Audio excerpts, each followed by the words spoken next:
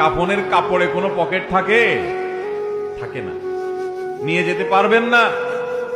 আপনি মারা যাওয়ার পরে যে কাফনের কাপড়টা কেনা হবে, আপনি জানেন সেটা টরে কাপড় কেনা হবে না? আপনি কি জানেন সেটা কোনো দামি কাপড় কেনা হবে না?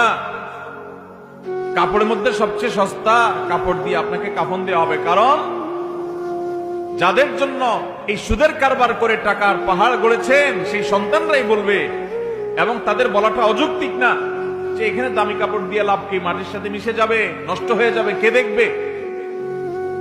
দামি সাবান দিয়ে আপনাকে গোসল করাবে না।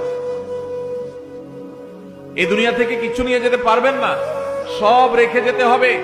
ভাগ বটরা করে ছেলে মেয়েরা খাবে, আর হারাম কামাই করছে না, আপনি জবাব দিতে হবে আপনার।